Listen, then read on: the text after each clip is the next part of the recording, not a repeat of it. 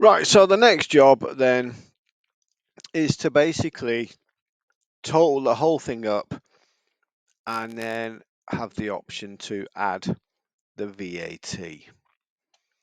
So at the moment it looks a little bit like this. We've got this box which doesn't actually add any VAT, but we can make that work in a minute. It's a Boolean, so if it's on we can add the VAT, if it's off then we can remove the VAT. And we want to get this total button working so that when we press this, it takes this price, this price, this price, and adds it all up. And then the add VAT will just obviously add a percentage on top of that. Okay, so if we go back into our code, mine is probably around line, mid 50s probably now. So just below where we did all the other functions before the logo gets put on to the form, we want now to define another function. This time we want to be able to calculate the total price. So I can just call it total price or total, something like that. Okay, it doesn't really, again, it doesn't really matter as long as it's not the same as a function we've already used, double brackets and colon.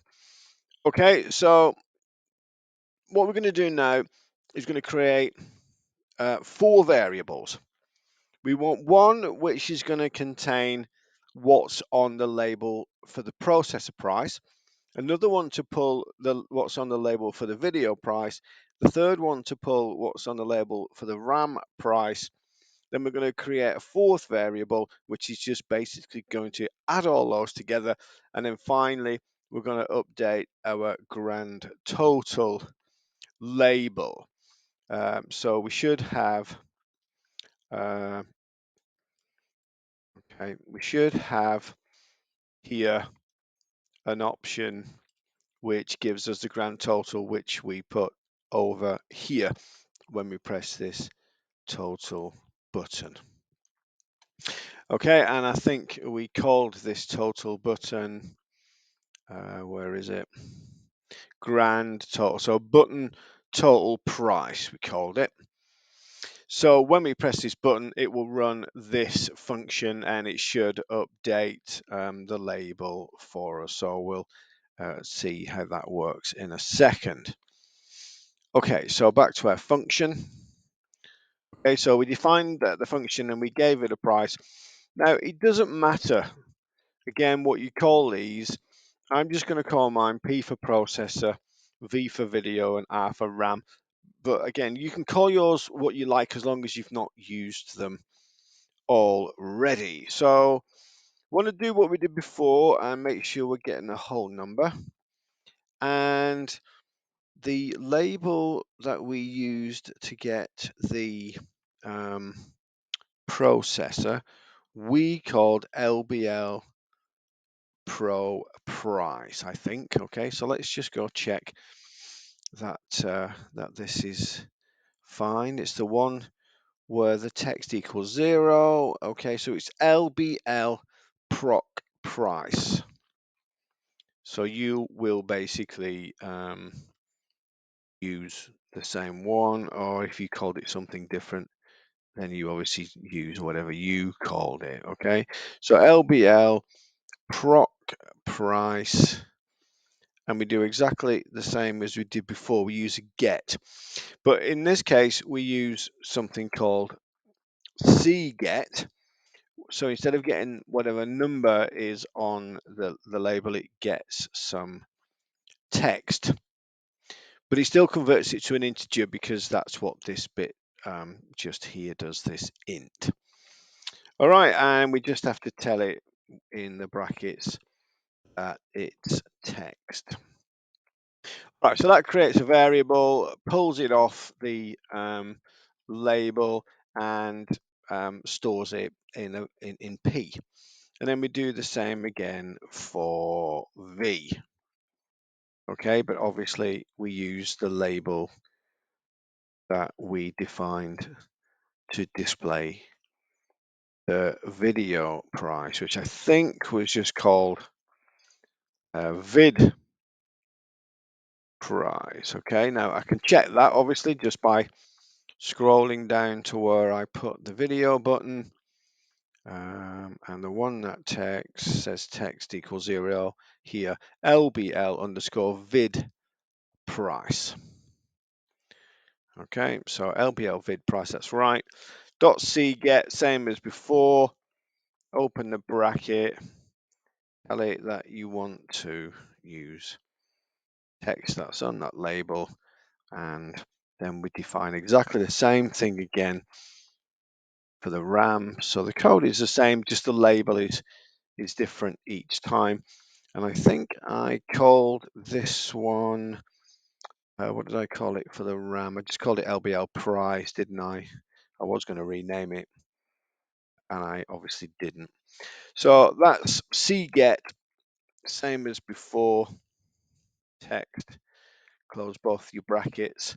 Okay, so we've got the three variables now to contain whatever text is on the label for the price for the processor, the price for the video, and the price for the RAM. Now we want to be able to add all those up together. So we're going to create a variable called total.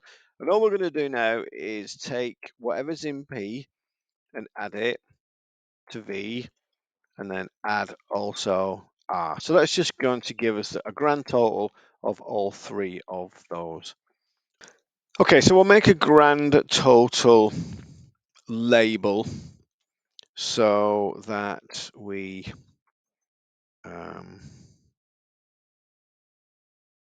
LBL at the beginning just to follow convention. So the LBL grand total, and that'll be equals tk dot label, same as we've done for all our other labels. We want to then pop that on the window, and we want the text in this case just to equal 0. And we might want to just make the font the same as all the others. So we can just copy this from here. Okay, so we've got font equals Arial 14. So they're all much the same. And then we just pop that on the grid. And underscore total dot grid. So what I might want to do is put that in column 2 next to my